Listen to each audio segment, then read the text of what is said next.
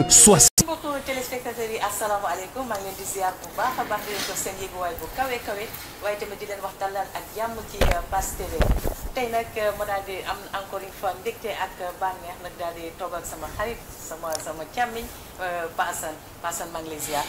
bismillahi rahmaani rahim asalaamualeykum wa rahmatullah taala wa barakaatuhu mbokk yi nga xam ne yéen a ngi ñuy seetaan fii ci Pass TV gis ngeen de mu jéemati la waajo doon wax naan nu tàmbali nga fexeel ba àggali ko ma ne ko àggali borom ci borom bi la dépendre man damay jéem rek li ngaal di bañ a dégg app ma ne ko ngaal àdduna lépp app la lu jot yomb nu mu war a amee rek lay amee te borom bay kaa décidé nous ngi kontaan nous retrouvons la grande Leye Gueye beaucoup de gens ont eu de la joie bi ñu la gisaatee am naa ci ay écho ay nit yu baax surtout la RTS aussi daañu nuyu sunu xarit bi Roxee Silla ak ñeneen ñoom Djibril Ba ak ñeneen ñoo xam ni ils ont apprécié et xam nga RTS kër gu mag la donc ñoom bu dara lu am qualité daf leen di touché surtout nag bu ñu ràññetlee ku mel ni Leye Gueye xam ko ci wàllu talent ak sens du travail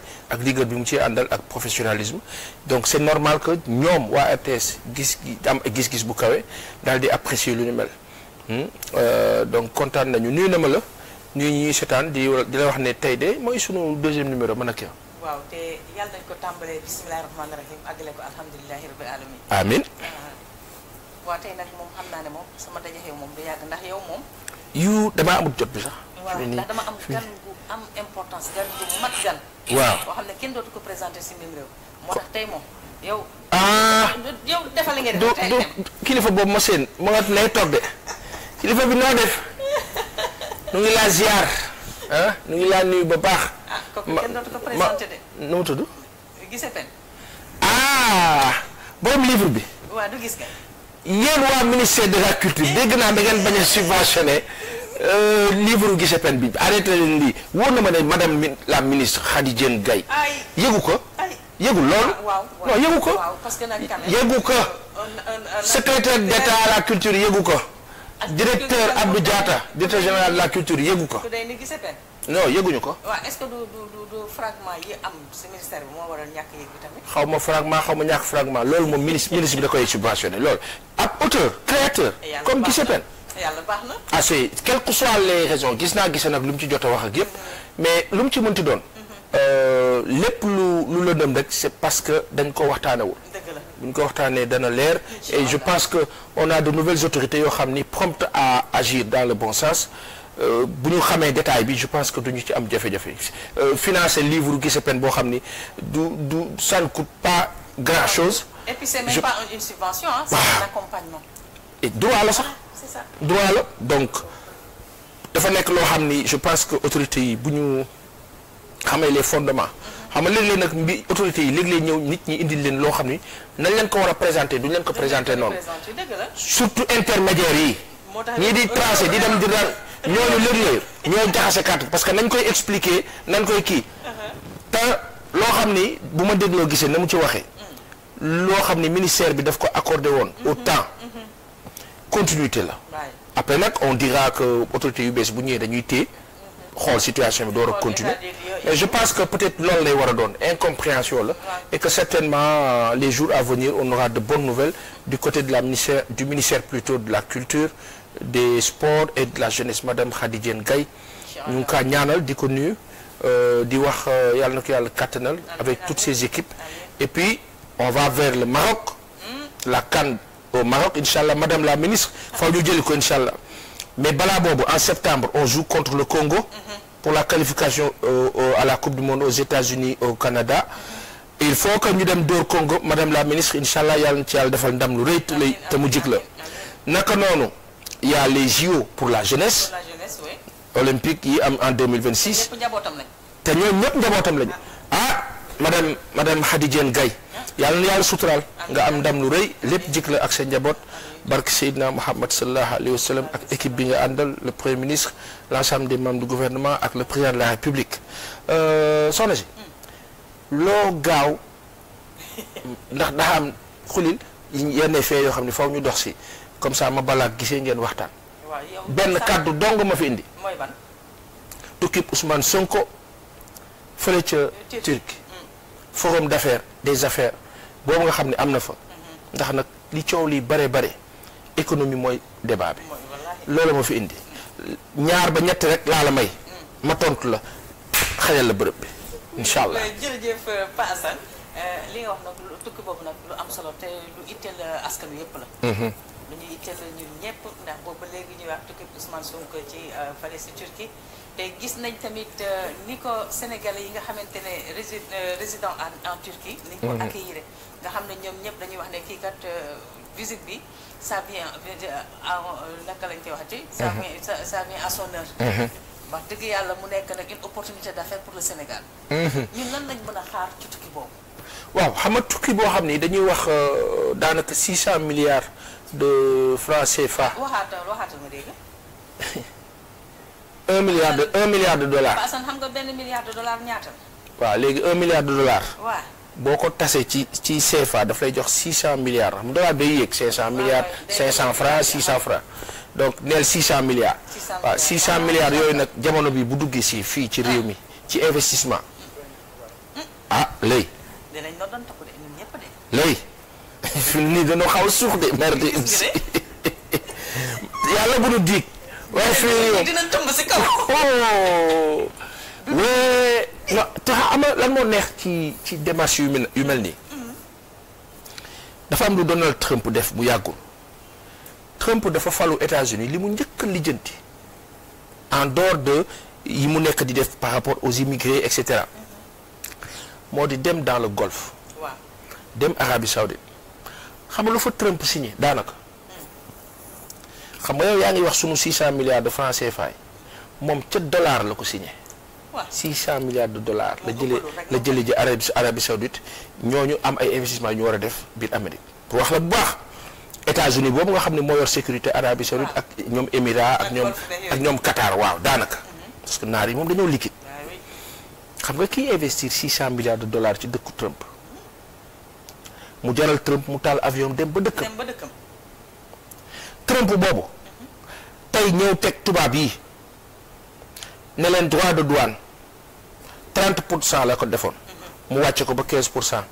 te libre échange la woon diggante Amérique ak Europe léegi nag mu ne da ngeen di fay parce que adduna bi moo tokk Cheikh Ahmad Bamba ak Baye Ngalla adduna bi moo toll ci wutum koppar moom dangaa wuti rek boo loolu day metti Sénégal nag def benn jéego xam nga moo di ban ci plan de redressement économique et social bi le premier ministre Ousmane Sonko présenté fële ca Grand Théâtre sous la présidence du président de la République Bassirou Diomaye Diakhar Faye duo boobu yàlla bu ci seytaane am ndam yàlla na ci jàmm rek di am mooy sunu jàmm de yàlla na seen ànd boobu sax ñu ànd réussir soppi xar kanamu réew alors aujourd'hui ci plan de redressement boobu man daf ci am lu ma gën a neex loo xam dañ ko yàgg wax bàyyi gaa la daa seede lu ni mel Banque mondiale ak FMI mosuma leen gëm les institutions de Bretton Woods yi nga xam ñu ngi sosu après la guerre de 1939-45 mosuma leen gëm xam nga lu tax parce que ñoom dafa am ku tuddoon Adolf Hitler su nekkul woon maanaam université ba ko dàq fa mu nekkoon di jàng art la doon jàng art artiste la dessinateur la woon bañ ko dëppee liñ naan àdduna destin la ca la viré ca soldat ya ba doon ki mu doon après la race allemande bi nga xam ne jël na ko teg sa kaw hitlérienne arienne comme tu dis est-ce que comprendre nga Hitler boobu gëmoon réewam bon après trop de nationalisme nag jur sens d'impérialisme mu jaxase ko àdduna ñu ñëw dal ci kawam ba àdduna bi dalee ci kawam ba pare après àdduna bi dafa waroon yem ci réorganiser waat ku ne yem sa place waaye dañ ne noonu nañ leen def Nations Unies nañ leen dajaloo bu ñu dajaloo ñu organiser malheureusement heureusement ca contexte ba mais malheureusement américains yi seen dollar bi ñu jël ko mu mel ni fonds de garantie pour àdduna bi pour ñi doon xeex européens yi loolu nag topp ñu ba tey ba sànq monnaie boobu topp ñu ba tey ba sànq jur les institutions de Bretton Woods institutions de Bretton Woods yooyu nekk Banque mondiale nekk Fonds monétaire international di organiser àdduna bi mais ni ñoo organiser àdduna bi yépp c'est à leur profit Banque mondiale da lay lebal intérêt yi dugg ak leneen ak leneen ak leneen boo toogee Sénégal ñu ne la ñun sunu intérêt yi nga xam ni mu ngi dem ci wàllu koppar bi ñu war a fay plus de 1000 milliards la. bari na. après da ngay jàpp sa bopp nga ne waaw bàyyi ngaa la ñun fu ñu jëm léegi ñu ne la yow romb nga seuil de capacitation d'endettement bi nga amoon de 70% fi foo plafond bi maanaam yow waroo romb 70%. te romb nañ ko. Abdoulaye Wade mu ngi nekkoon ci 48% bu ma juum. président Macky Sall ñëw bàyyi ngaa la xam nga jogget pëlil cukkal président baal ma de ak ñoo mën a ñii ñoo mën a leb yow te leb bi sax leb aayul mais mu feeñ ci nit ñi lay gis koñam ak këram ne am na lu yokk ci Sénégal bàyyi ngaa la noonu Cheikh Ahmed Bamba noonu amul lu yokk dara yokku waa di xaaral ma ñëw teer bi yokk na waaye teer ak BRT na mu yokkoo baaxul ndax lan xam nga tey téléphone bi soo ñëwee tey ñu ne la téléphone bi 100 francs lay jar nga jënd ko jëriñoo ko baax na waaw waaye boo ñëwee ne la téléphone bi kat 1 million lay jar te fekk 100 francs lay jar di ko utiliser moom non y a problème foofu la problème bi nekk yaa fooy wax jaa ngi foofu léegi qu'est-ce qu'il faut faire soo jëlee 450 wala 468 milliards diggante Guédiawaye Petersen nga tuddee ko bus rapide transit BRT nga ne ñu ne la 450 milliards yi anamu nga ne def naa ko ci 18 kilomètres yi ne leen waxante dëgg ay waay ay lii ayoo lii ëpp na. pourtant nag waa dégg dafa naan waa non dañu doon wax ne Sénégal chaque année dañuy perdre 100 milliards ci embouteillage. fa laa doon jëm yow da nga mel ni ko xam li may wax. waa léegi da nga daan perdre 100 milliards ci embouteillage. yow léegi nga ñëw jël embouteillage yu ñeenti at kon 400 milliards teg ci genn wàll ga ak lu teg donc embouteillage yu 5 ans nga jël def ko ci 18 kilomètres pour ne embouteillage dootul am. may laaj Sénégal ndax embouteillage mu ngi am ba tey wala amatul ci Ndakaaru ndax yokku wala ndax wàññeeku dañuy waxtaan ci xel rek. man fa ma yóbbu man fa ma ñëwee woon sax daa bokk. waaw non man maa nga jëm Turquie de. maa nga woon Turquie de. fa laa jëm te fa laa toog ba tey fa laa jëm. jóge ma fa de Turquie laa jëm de. waaw léegi loolu yëpp su amee sa seuil d'endettement de 70% nga dépassé ko waa ji paa bi suñu baay bi. kii Diouf waay man lu ma dal ay waay professeur bi maa ngi jum moo njëkk a wax ne Macky Sall ana xaalis bi internet yi bind leen turam ils vont nous mettre ça waay pa bi waay professeur bi waay lu ma dal xulil mu ne dañu romb 70% yi ñuy jékki-jékki wax 18 000 milliards 18 000 milliards ci bor Abdoulaye Wade bi muy jógee Sénégal xam nga ñaata la fi bàyyi woon 48% yooyu ñu doon wax 3 000 milliards ah wax kay professeur Arona Diouf merci Cheikh Ahmed Bamba ak les internautes wax kay moo njëkk a wax ci Sénégal ne bor bi ëpp na ne Macky Sall ana xaalis bi président Arona laaj koppar yi de laaj na la ko de xam naa daa ko tontu ndax xam naa ne yow kenn du la jam naa ni te yow am na loo xam ne doo ci dox loolu leer na ma man xam naa ni président Sall di nga wax fu koppar yi dugg te boo ko waxee ñëpp di nga xam ni wax dëgg yàlla yoon am na. ma wax la fii 18 000 milliards yooyu bàyyi ngaa ak Cheikh Ahmed dañuy wax 18 000 milliards de professeur Arona Coumba Ndoffène Diouf mu ne ñoom dañoo foogoon ne affaire bi ndekete loolu la fa la yem. li muy ëpp Abdoulaye Wade mu ngi ci 3 000 milliards de bor. te ñun ci Abdoulaye Wade lañ doon gën a gundaan daal di réew mi neexoon na koppari daan na circulé tey nga leb 3 fois plus loolu war 4 fois te yow amoo li nga bëgg. waaw est-ce que du loolu mooy expliquer ñun ni ñu nekkee nii waaw léegi li nga nekkee métti na. léegi yow bi ñu la waxee 18 000 milliards. professeur Arona Coumba Ndoffène Diouf daal ne ñun dañoo foogoon ne fa la mbir yam ndekete ëpp na loolu. ëpp na 18 000 milliards. ñu nga ca 24 000 milliards. waaw léegi yow.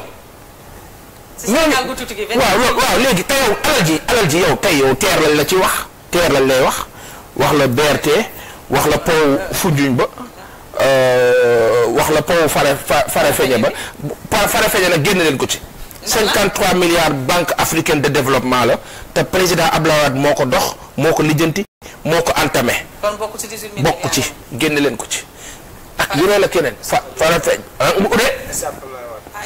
stade Abdoulaye Wade 150 milliards borom xam-xam yi nee nañu c'est trop cher nga teg ci entretien au stade ba 800 millions par an waaw yéen lii benn façon liggéey la tamit ba pare dem tabax ko ci sol gonflant ñoo leen foofu jam ñaajo du dëkk ville parce que kii la waaw da ngay mbir mi boo tabaxee soo dawalee 10-15 ans murs yi dañuy fissuré wu et ça coûte cher pour tabax fa. Mais j'espère qu'une étude a été faite. Le président Abdoulaye Wade dafa tàmbali foofu gis ne demul mu ba ko.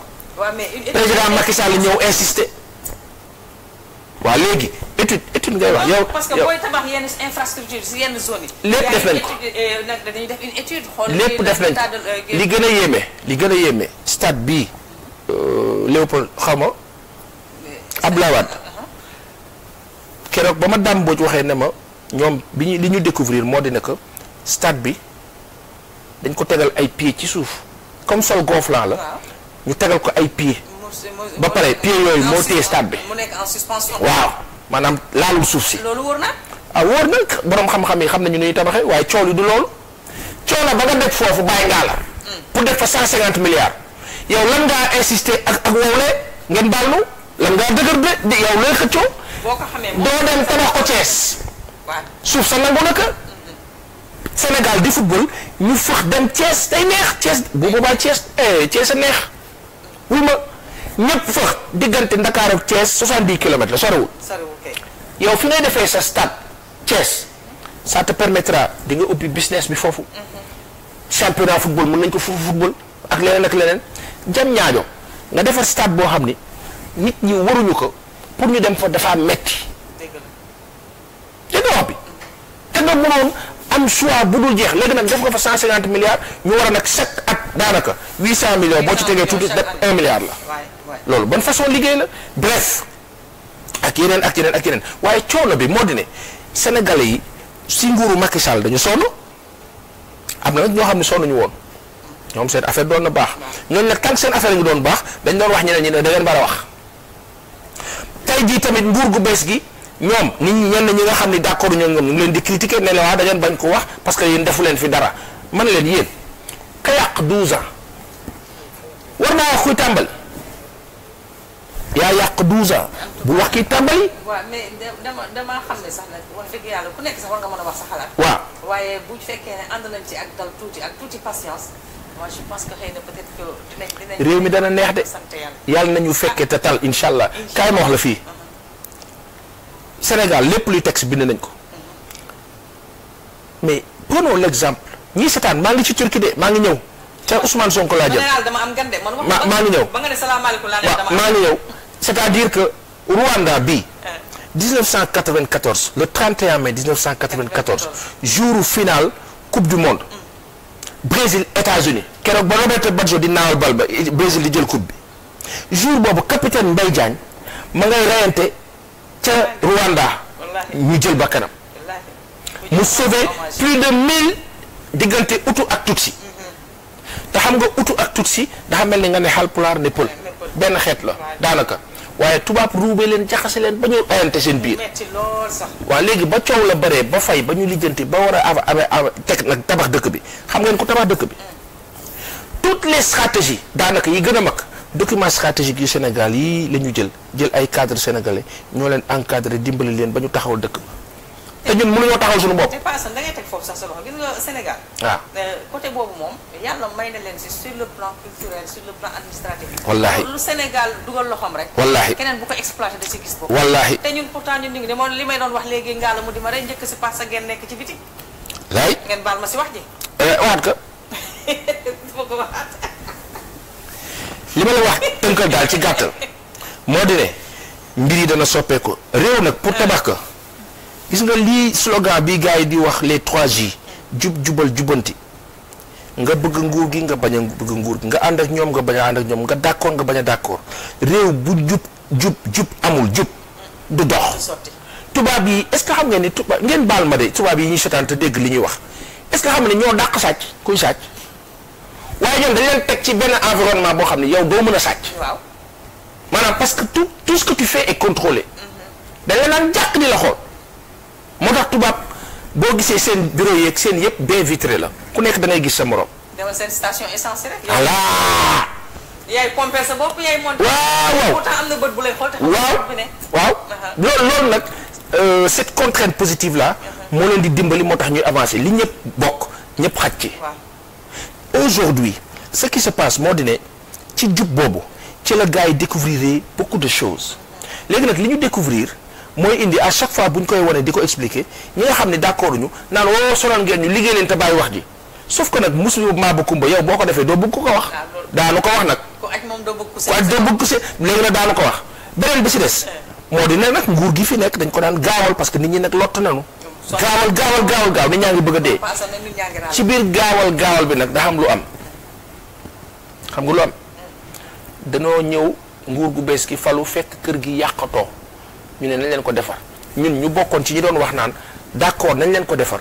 waaye ci biir defar bi ñi nga xam da ngeen ñëw fekk leen ci kër gi ñu sonn lott loof boo leen bëggee yëkkati ne leen kaay la ñu liggéey da nga leen di rey.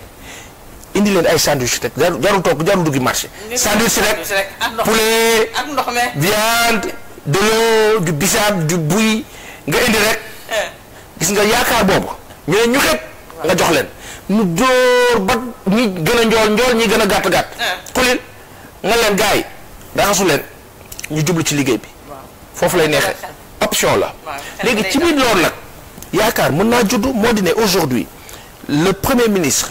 ginnaaw bi président de la république Bassirou Diomaye Diakhar Faye demee woon Turquie gis nga ni ñu honoré woon nii le premier ministre noonu la ñu honoré woon le président de la république dañoo gëm Sénégal xam Sénégal Ousmane Sonko nag kii di Tassette Erdogan bereel ko loxo lu tax leadership bi mu incarné la benn ñaareel bi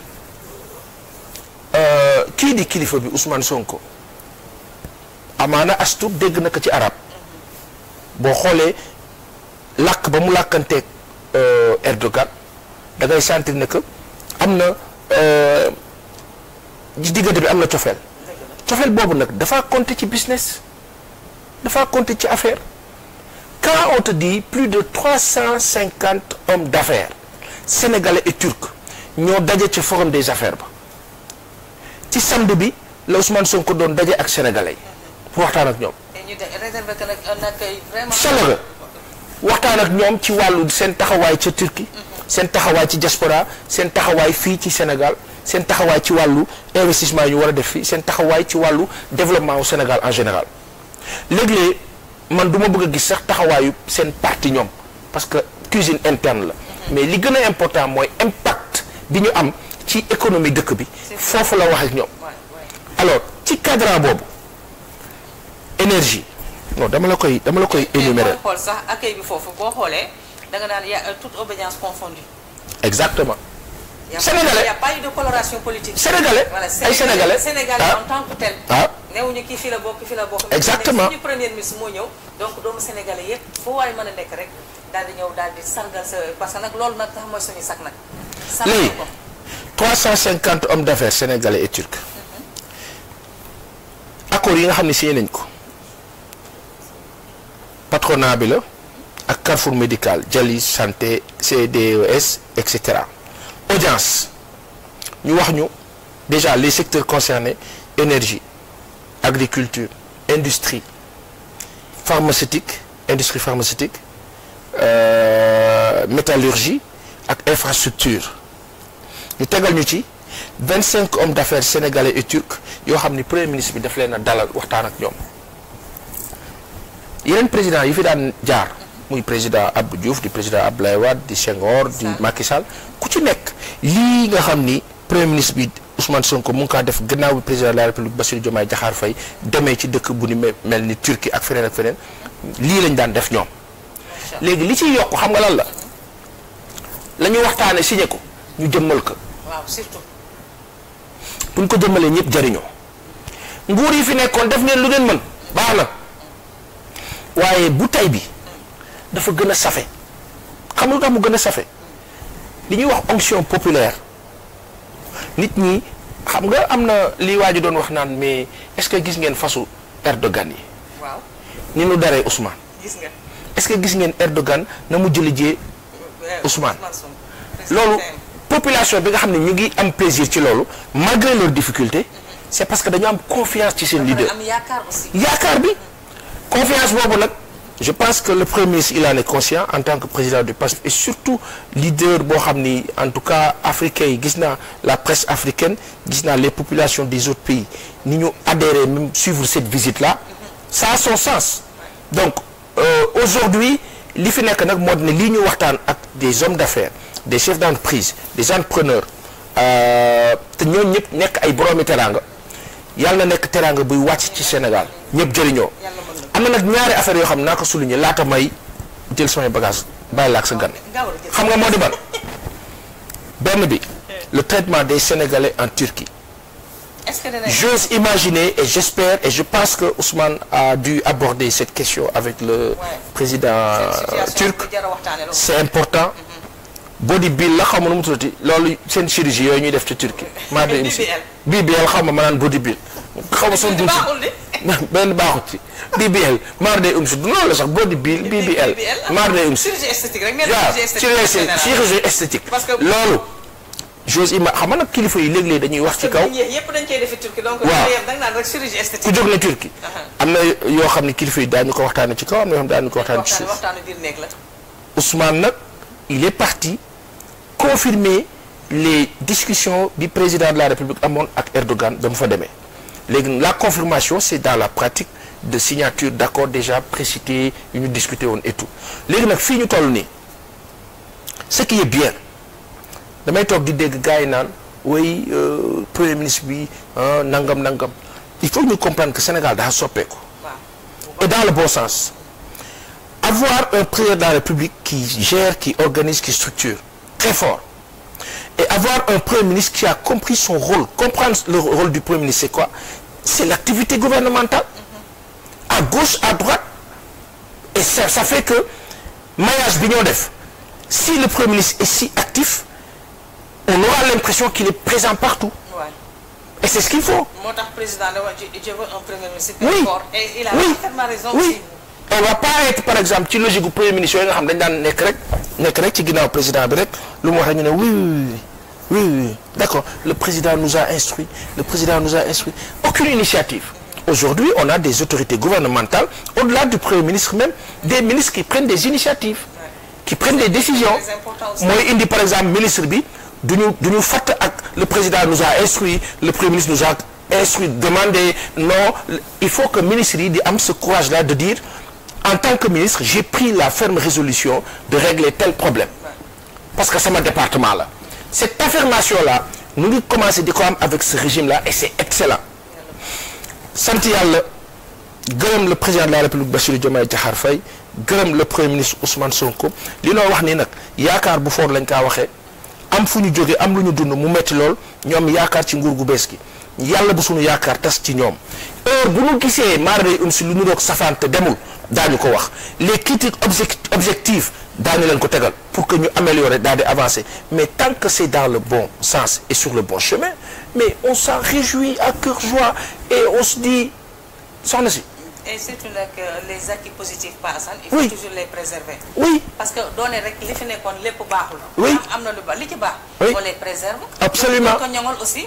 oui li nga xamante ne nag baaxul aussi ñu daal di tasaare ba mu tas daal di reprendre. te ña yàq nag ña yàq am nañu droit wax de bu leen neexee waaye nag